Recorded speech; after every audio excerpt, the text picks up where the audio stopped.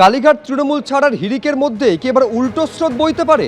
এই জল্পনা তৈরি হয়েছে কুণাল ঘোষের মন্তব্যে। তিনি বলছেন এনসিপিআইতে যাওয়া তৃণমূলের বিদ্রোহীদের অন্তত 6 জন সাংসদ তারা যোগাযোগ রাখছেন তাদের সঙ্গে। শুধু তাই নয়, ঋতব্রত তৃণমূলে যাওয়া 30 জনেরও বেশি বিধায়ক তারা কালীঘাট তৃণমূলের সঙ্গে যোগাযোগ রাখছেন বলে দাবি করেছেন কুণাল ঘোষ।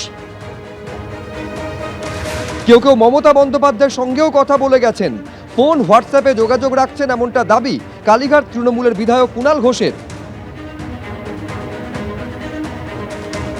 শোনাব আপনাদের কৃষ্ণেন্দু অধিকারী আমাদের প্রতিনিধিকে দেওয়া একান্ত সাক্ষাৎকারে আর কি বলেছেন কুণাল ঘোষ। আমাদের সঙ্গে রয়েছেন তৃণমূলের রাজ্য সাধারণ সম্পাদক কুণাল ঘোষ। কুণালদা, তৃণমূলের আরও 2 জন এমপি সাংসদ তারাও এনসিপিআই এতে যোগ দিতে পারেন এমনটা জল্পনা তৈরি হচ্ছে দিল্লির রাজনীতিতে, এবং তারা ইতিমধ্যে কথা বলেছেন এমনটাও জানা যাচ্ছে। দেখুন, এ বিষয়ে আমি খুব একটা বলতে পারবো না। তার কারণ মূলত সেটা দিল্লি হোক বা রাজ্য হোক, এটা পুলিশ প্রশাসন সব কিছু নাবিয়ে তারা দল ভাঙানোর চেষ্টা করছে এবং অনেকে সেই চাপটা নিতে পারছেন না।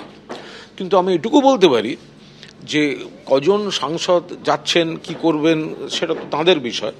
কিন্তু আমি এটুকু বলতে পারি যে 20 জন সাংসদ নিয়ে যে একটা বিষয় রয়েছে তার অন্তত 6 জন তারা কিন্তু আমাদের এই দিকের সঙ্গে, অর্থাৎ মমতা বন্দ্যোপাধ্যায়ের প্রতি পূর্ণ আস্থা রেখে যারা করছেন তারা অন্তত 6 জন তারা পুরোদস্তুর যোগাযোগ রেখে চলেছেন। কারণ তাদের 2-3টে সমস্যা হচ্ছে। একটা হচ্ছে তারা বিজেপি বিরোধী ভোট পেয়ে গিয়েছেন, ওখানে গিয়ে যেই আচমকা প্রো বিজেপি করতে হচ্ছে সেটা তাদের এলাকায় মানুষের কাছে, ভোটারদের কাছে এটা আনঅ্যাকসেপ্টেবল হয়ে গেছে। ফলে তাদের লোকালি একটা বিরাট ক্রেডিবিলিটির প্রবলেম হয়ে যাচ্ছে।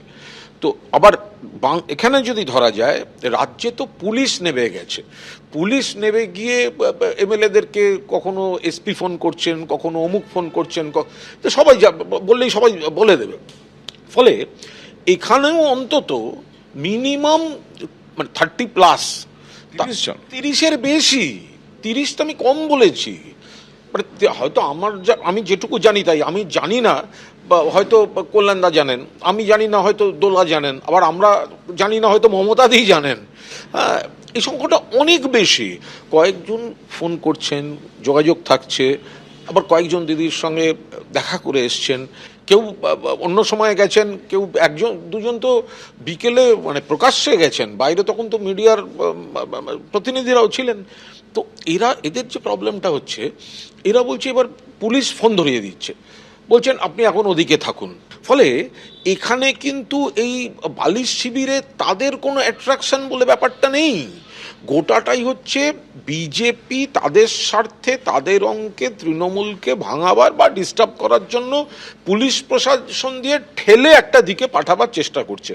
কিছু লোককে সেখানে, কয়েকজন আছেন তারা হয়তো কেস সামলাবার জন্য যাচ্ছেন, কয়েকজন আছেন গুপ্তধন সামলাতে যাচ্ছেন, সেই সব কারণে। কিন্তু আমি এটুকু বলছি, ওখানে 6 জনের বেশি সাংসদ, এখানে 30-এর বেশি বিধায়ক, এরা আজ বললে কালকেই প্রকাশ্যে চলে আসবেন, সেই পরিস্থিতি এসছে বলে আমার মনে হয় না।